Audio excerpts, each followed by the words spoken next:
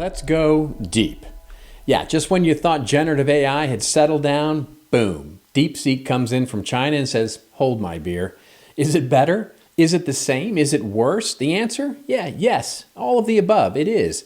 But don't make the mistake of believing DeepSeek or any other AI tool is going to give you anything more than just the most probable content based on your query or prompt. Now, we often mistake saying that it provides the average content, the average of content, and that's incorrect.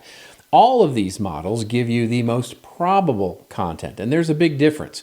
And what is that difference, you might ask? Well, remember, generative AI tools don't understand your query, your prompt, at least not like you would understand it in context as a human. It simply predicts the most probable sequence of words that are going to come next based on your prompt or query. Not what's most original, not what's best, not the most original idea you've ever heard, but rather what's most probable. Now, occasionally, the most probable answer might be brilliant. It might be insightful. Other times, the most probable will be, as we've seen, a big fail, or, as we've also seen, even completely made up. But more likely, and in fact most probable, is that it's a regurgitated, repackaged version of the expression of all the ideas that have come before on that particular topic. So if you're a marketer, welcome to the war of differentiation. So a decade ago, Kim and Mauburn's Blue Ocean Strategy book made waves. Yeah, I did just do that. Anyway, it distinguished between red oceans, crowded, hyper-competitive markets, and blue oceans, untapped, competition-free opportunities. Today, most marketing strategies are forced to swim many times in red oceans, competing for attention with minor variations on the same well-worn ideas.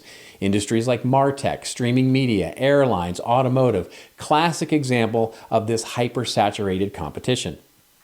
The point of the Blue Ocean Strategy book was that brands needed to start moving to blue ocean mindsets in order to create markets. There are tons of wonderful examples. Think HubSpot back in 2007, who didn't just chase the topics in a crowded sales automation, marketing automation space. They invented a new concept, inbound marketing. More recently, think Savannah Bananas. They ditched minor league baseball and built baseball as entertainment. This alternative, Banana Ball, is a blue ocean strategy, pioneering a new market with no competition or little competition in it. Sounds great, right? Here's the reality. In our modern world, blue oceans don't stay blue for very long. I mean, look what's happening in the blue ocean of generative AI and how red it's gotten in literally 2 years. Technology democratizes ideas fast these days. Anything truly innovative gets copied and copied and copied again until that ocean is really red. Right now, most brands are fighting in some red ocean, hyper-competitive, oversaturated markets. Again, think MarTech or streaming or automotive. Everybody's screaming for attention, but no one's standing out. So where do we go from here? Well, we're in a new place with generative AI, which is both a blessing and a curse for content and marketing.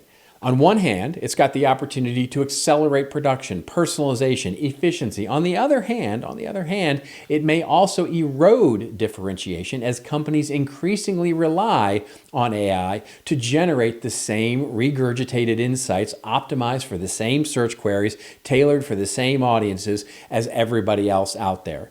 A red ocean indeed. There is a third way, however, different from red oceans and blue oceans, and starts to make a little bit of sense.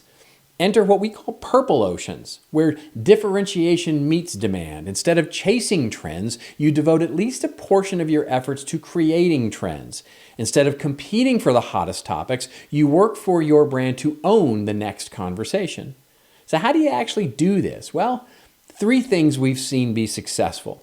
1, introduce valuable friction. Yeah, I've been talking about valuable friction a lot of late, and everybody right now is obsessed with making content faster, easier, frictionless, getting it out, quantity, quantity, quantity. But here's the thing. Friction can be valuable in this way because it makes people pause, engage, and think. So, challenge conventional wisdom. Ask the bold questions that make people stop. Create interactive content that requires effort in order to fill out. Slow down the buyer's journey intentionally to build trust. Purple oceans aren't about efficiency, they're about distinction. 2, target the pre-audience. Stop focusing only on who's ready to buy today, which we can get wrapped around the axle on, and that's red ocean thinking, and instead ask maybe, who's going to be searching next? Who isn't in market yet, but will be?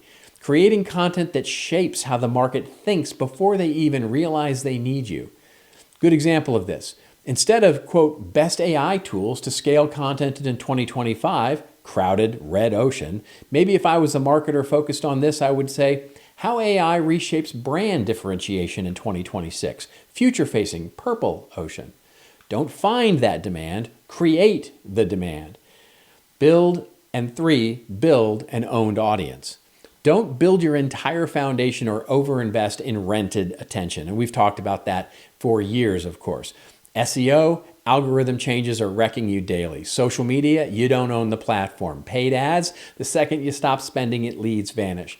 Now, of course, we should do all of these things, but at least part of our new modern strategy should be focused on addressable audience, newsletters that people want, communities that provide unique value, content platforms that establish trust and that friction outside the algorithm. The brands that control their own audience relationships, they're the ones who are going to survive AI's content takeover. AI isn't killing content, it's simply making the most probable answer, the only answer, available to more people. It's up to us to create the improbable, the different answers that will set our brand apart. You want to know more? Dive into my full-length article here, and the question is, are you still chasing red oceans, or are you ready to create your own purple ocean? It's your story. Tell it well.